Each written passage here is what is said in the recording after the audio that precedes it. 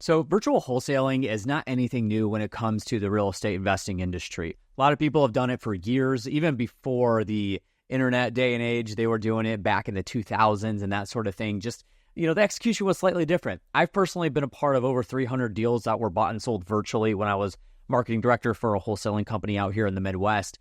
And that has even evolved. And I started in that in, late 2013. So that's been a very interesting kind of way that's developed and evolved over time over the last 10 years, which is crazy to talk about. I've been in this industry for 10 years now and seen a lot of different ways that virtual wholesaling has kind of come and gone.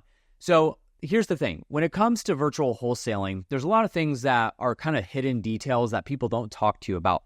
Number one is relationships, boots on the ground, that sort of thing.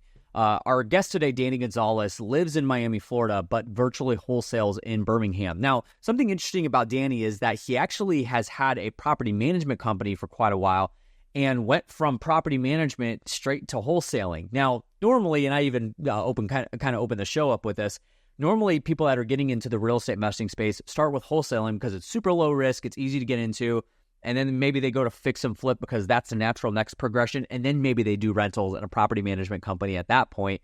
They're managing their own properties, but then they manage for other people, that sort of thing. That's normally like step 3 of the evolution of a real estate investor. But Danny actually went the other direction and has now broken into wholesaling. So actually a lot of this call that we talk about here is me kind of helping Danny through some issues and struggles that he has in his marketing for the wholesaling company when it comes to virtually wholesaling. We dive through a bunch of different things that he's kind of working through and that sort of thing. We talk about virtual assistants, how he's able to leverage virtual assistants for the marketing and the cold calling and that sort of thing in the Birmingham market. But it's going to be a really interesting conversation. You guys are going to learn a lot from this. We do pull quite a bit of good information out of Danny, but a lot of it is this is a little bit of a different format. This is kind of me consulting and helping Danny throughout the process here, and we did plan on doing that before the actual call. So you guys are going to get a lot of value out of this episode. It's going to be a really good one for you to listen to, so make sure you listen up and pay attention. Here's my good friend and my guest, Danny Gonzalez. What is going on, guys? Welcome back to the REI Marketing Weekly. I'm your host, Josh Culler, and today I've got my good friend, Danny Gonzalez, out of Miami, Florida, but for investing in Birmingham, Alabama. That's quite the delta there. We'll talk about that here in just a second, and maybe a reason why, but Danny, it's good to have you on the show, man. I appreciate it, Josh. Thank you, man. I'm glad to be here. Yeah, absolutely. So we're going to be talking, so this is interesting to me because, you and I were chit-chatting a little bit beforehand, talking about what topics would be good to kind of bring to the table some of the marketing that you're doing. You primarily are involved in property management. So maybe we'll talk about that just a little bit.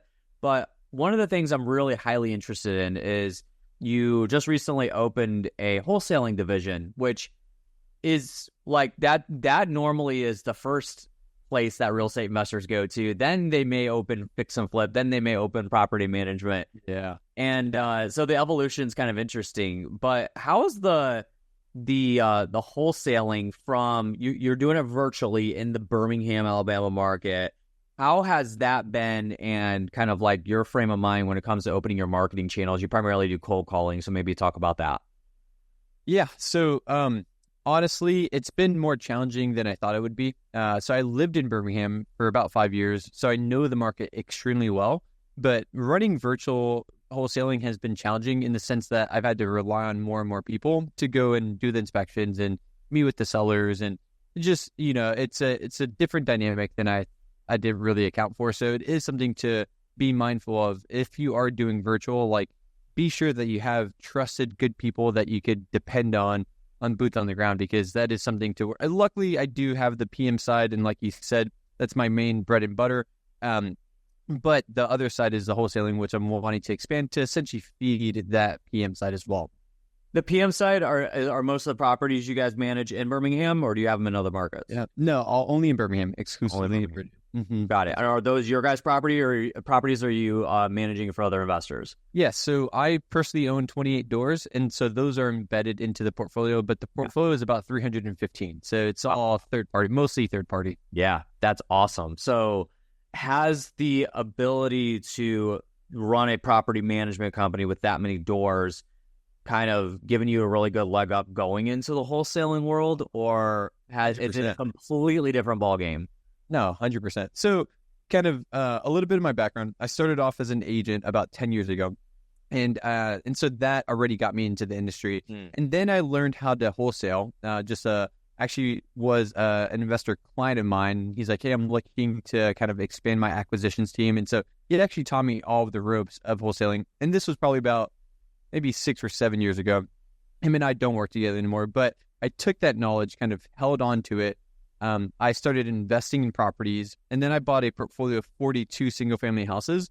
And out of those 42, we were going to sell some off. And so instead of just referring that PM work to a different PM property manager, I just ended up making my own, getting my own broker's license and starting that company. And so that was really the inception of Freedom Ventures Property Management. And then from there, actually someone from Collective Genius, Jimmy, was like, hey, there's two separate businesses in the real estate world. You have kind of the slow cooker, and then you have the microwave. The slow cooker would be something that's steady, predictable. Property management is a great example of this. The other one would be more of kind of a maintenance construction side. Then you have the microwave side, which is more of the fix and flip, the wholesales, the turnkey flips. And he's like, you have this side built out, the crockpot side. You should start building out the other side to kind of supplement and also increase the liquidity and the cash flow of it. Because the PM side is slow and steady. It's predictable. It's great in that regard, but there's not huge margins. So that's where I'm starting to balance it out with this wholesale division. Interesting. That's very Jimmy Vreeland, you explain it that way. Yeah, exactly. Crockpot and microwaves. Yeah. I like it. Yeah. No, that's interesting. That's very interesting. Because like I said, most people start off in wholesaling. And it sounds like you briefly did that. And kind of just evolved to the property management side. So with the market being virtual, so you're from Birmingham, you live there for a good amount of time. You're familiar with the market. What's that been like? I know you have a cold caller. You have a virtual assistant that's a cold caller? Yeah, that's correct. Boots on the ground. Yeah. Okay. Yeah, actually in the Philippines. So she's cold calling all day and then find someone who raises their hands. And then we, on the acquisition side, get on the phone, close them. And then I have boots on the ground that help with the inspections and the dispo side as well. Yeah, I was going to say, so do you have people meeting in person with the sellers at all? Yeah, we've done it both ways. So some, especially in Birmingham, people are kind of old school and they don't really like technology. Right. So they do want to shake hands in person. And so we'll send, actually I have a brokerage as well. So that I have a few agents. I'll just send one of the agents out there and shake their hand and take the pictures. And then some people are, they'll just sign the contract and we'll just do an inspection and then dispo it out that way. Yeah, I was going to say that was the question I was kind of leading to, is because obviously if you have your own brokerage and your own people are meeting with the sellers, then it's a good leg up. Because then if you have a third party brokerage, you're not able to fully control. It's more of the branding side of things, right? You can't really control their conversation and that sort of thing, even if you're paying them. So I wasn't sure if you ran into that at all. So how long have you had the brokerage for? So I actually started the realty side and the PM side the same day. And so that was about 4.5 years ago. Gotcha. Yep. So I was just gonna ask, are you leveraging the brokerage for marketing or sales purposes besides meeting with sellers in any way? Honestly, Josh, I could be doing a lot better job at this. So when the VA calls specifically for the wholesale division, the direct to seller marketing, we get a ton of leads, but only a portion of them are motivated distressed houses. So the other portion of leads that don't fit the wholesaling criteria, we should be following up with them more, but honestly, we're not. That should be something to where moving forward, we will start kind of feeding the brokerage with those lists, ready to list sales. Yeah, for sure. That's what I was wondering. I know a lot of people do that successfully. It's a little bit of a process, but it's kind of interesting. So in terms of your cold calling, getting that going, what's that been like? Is that something that you kind of hopped into, and it you have a virtual assistant that was ready to go? Did you have to do a lot of training in order to get them to where they needed to be? What was that process like? Yeah, that's a good question. So, I'm very familiar with the VAs. On this side, I actually went through Hyper Service. So I don't know if you've heard of Hyper, but they're affiliated with, I don't know if they're affiliated with, but the founder is a part of Collective Genius. Okay. And so essentially they're just a VA service that trains, that interviews, that just essentially handles basically everything for the VA. And so there is a startup fee, and then obviously you have to pay the hourly wage. But at the same time, it removes all of that off of my desk of having to do the day-to-day management of the VA. On one hand, it's really nice because I don't have to spend time like they do a lot of the QC quality control. They're actually listening in on the calls, making sure that they're following up the scripts. And so in that regard, it's really cool. The other side of it is like, I don't have as much influence and much impact on that VA. On my property management company, I have VAs, but they're essentially just a part of our team. Yeah. With Hyper, it's kind of like, he's a part of our team, but not really. It's kind of distant. So it's not physically, but like just kind of teamwork wise, she's just not embedded. And that's maybe just the way that I have it structured right now. But I do like the idea of having someone rather in-house to where it'd be a little bit closer, but she's producing results and they're doing a good job. And so it's kind of a trade-off there. Yeah. How are you holding that VA accountable? Do you guys have some sort of a dashboard or a KPI spreadsheet that she's keep track of or whatever? Yeah, actually, Hyper sends out a weekly score sheet. And so it shows the number of calls that she made, the ones that didn't pick up, how many leads came in, how many of those converted. And then we're actually tracking some stuff on our end as well. So it's a combination of what their metrics are with ours as well. Yeah, for sure. That's really interesting. Is there anything in the cold calling process that you have learned that you were like, whoa, I wasn't really aware of that and need to pass along to people that are listening right now?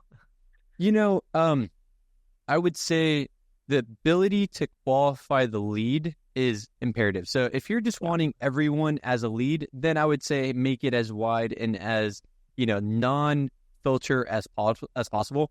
And so what we've done is we've started to refine what is actually a lead. And so like she would put a lot of vacant lots in there as a lead. And then my acquisitions guy would have to go and call and find out that it would be a lot and it wouldn't be what we're looking for.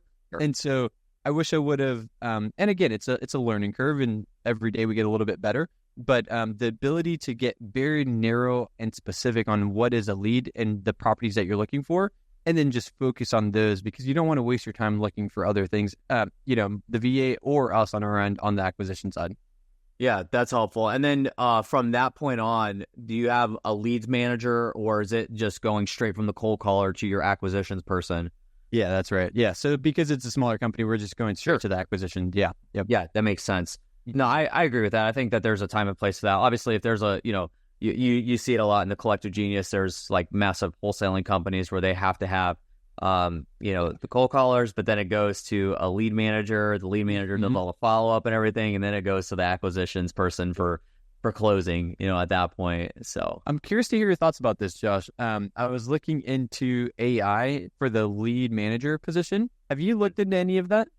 Interrupting this podcast episode to tell you guys that this podcast is managed and produced by Color Media Productions. Yes, shameless plug, that's my company. However, we do this for a lot of other people as well. Most people that we work with are in the real estate investing space. So if you're listening to this podcast specifically, you probably are a real estate investor, given it's called the REI Marketing Weekly.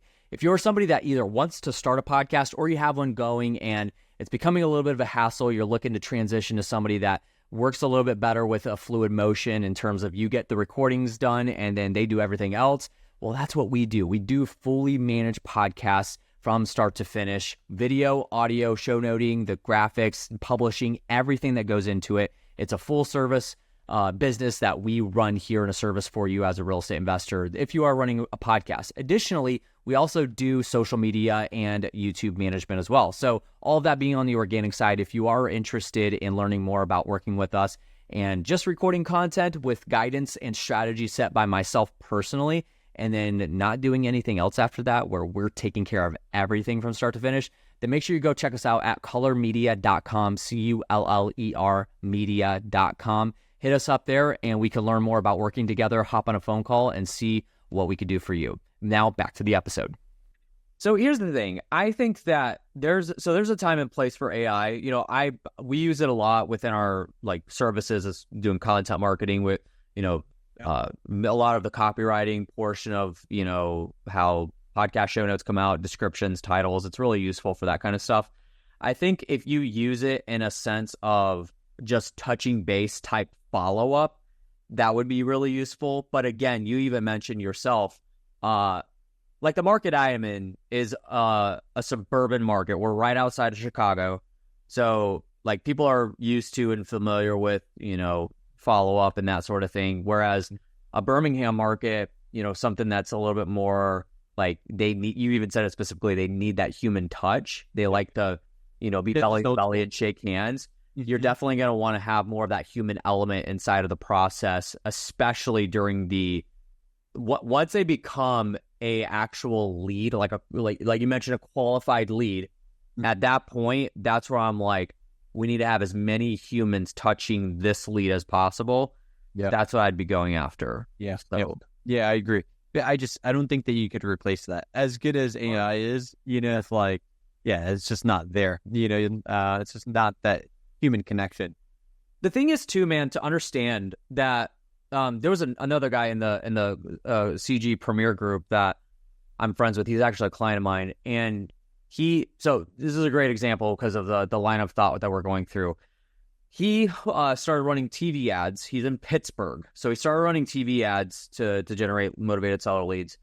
And he didn't want to be on camera. He was like, I'm not really interested in, like, I don't want to be the face or anything like that. But he had an actor get on to be the spokesperson on the TV ad. That person was born and bred and from Arizona.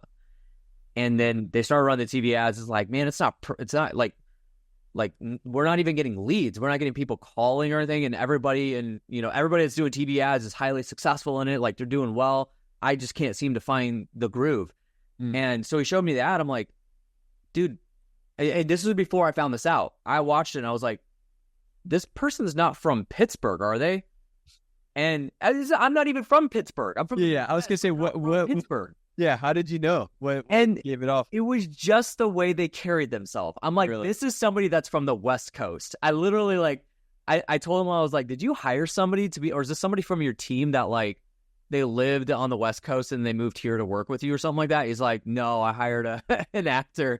And I was like, listen, when you're in a market like this, people know. They know if you're from here, or they know if, like, the whole thing, you're not from around here, are you? Like, that's truth. And you go to another country. Like, if you're an American and you go to another country and you visit another country, I don't care where it is, they will pick you up and spot you immediately and know, like, you're American, you're not from here, just by the way you walk. You don't even have to say a word to some people. So that holds a lot of weight within the marketing community. And when you're marketing to people, is, for me specifically, like, we do content marketing, and I only work with real estate investors. That holds a lot of weight when I'm talking to a prospect, when I'm on a sales call with somebody, and they're like, who's your clients? And I'm like, here's like 15 clients, and all of them are in your space. They're like, oh, I didn't know that you only worked, like, you speak the lingo, you know the messaging, you know how the business and the industry works.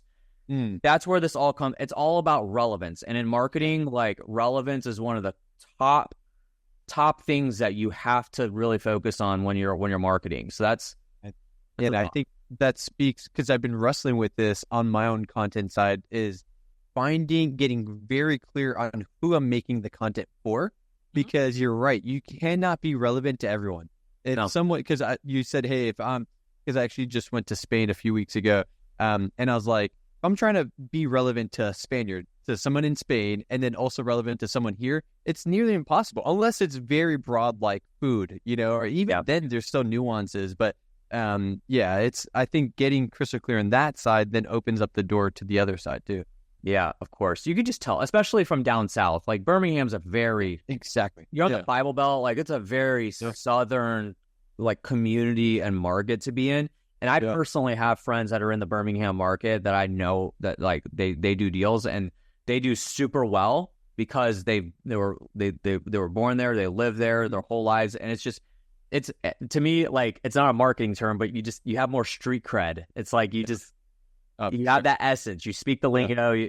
It's interesting. Yeah, people like to work with people that they're similar with. It's like, if you're similar to each other, there's kind of a connection there that is inherent versus someone that's kind of an outsider. It's the familiarity aspect of like how we communicate with human beings. That's where it kind of comes into play. It's like, if you have a salesperson that you're talking to, maybe you're like looking to buy a car or something like that, and they're really pushy with you, or they're, just kind of over the top happy or whatever, and you're the type of person that doesn't match that energy, there's no familiarity there, much less like the geographical, like where they're from and that sort of thing. That's beyond that.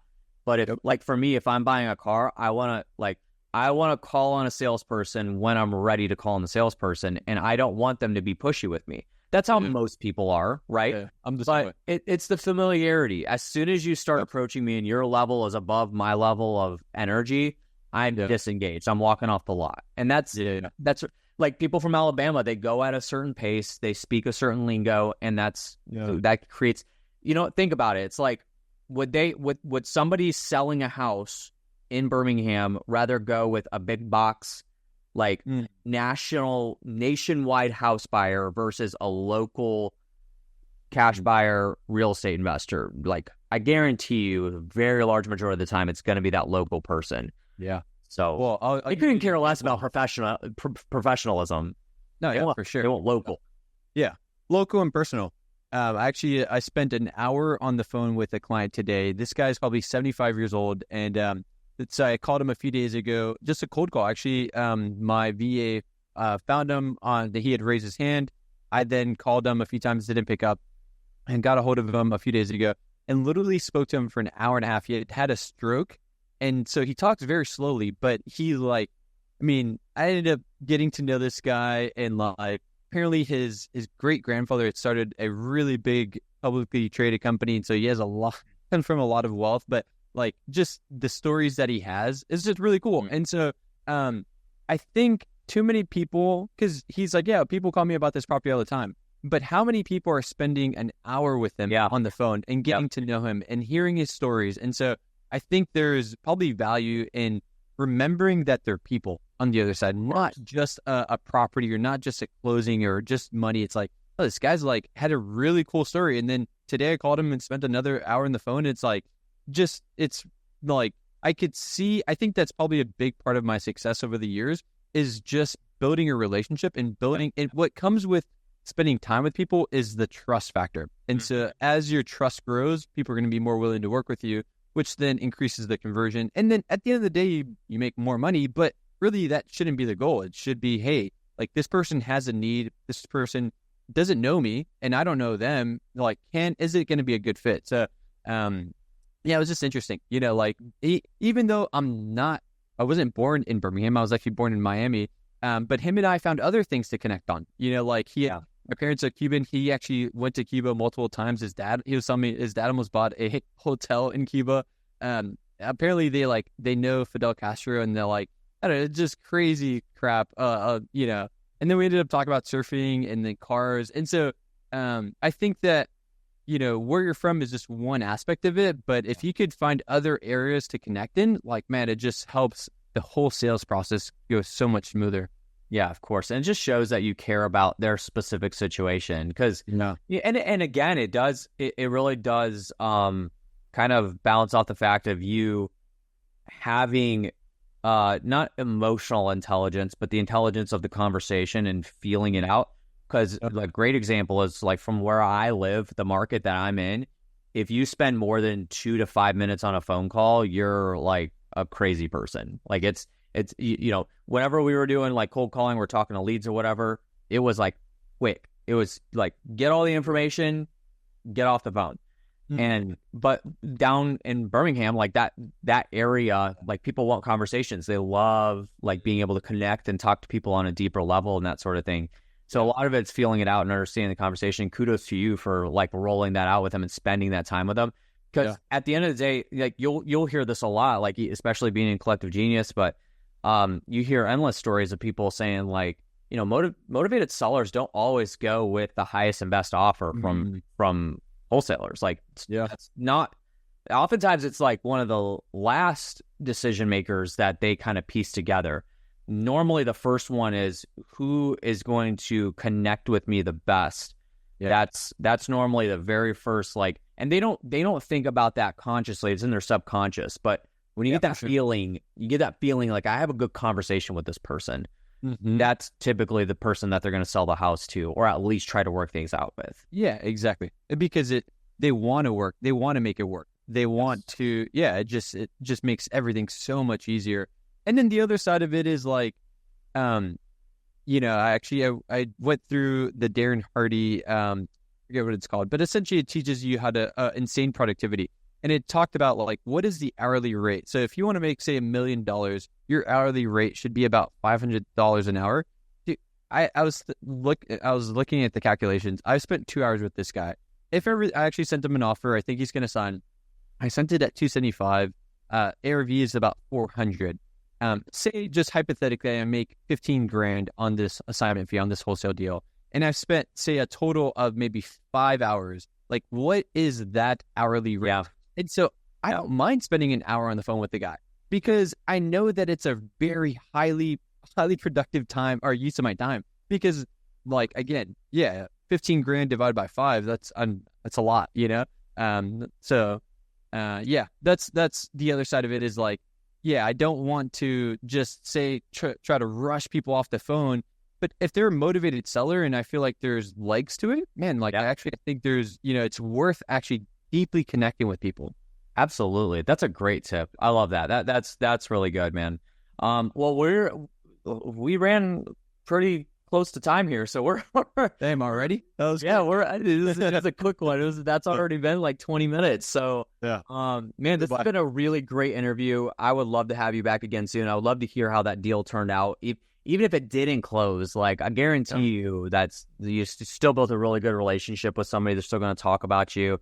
If a friend of theirs needs to sell a house or something like that, that's obviously like a big component of referrals, right? So, Danny, if somebody wanted to connect with you in any way, shape, or form, maybe they're in your market and they, want to bring you a deal or something like that, what's the best way for somebody to connect with you and learn more about working with you?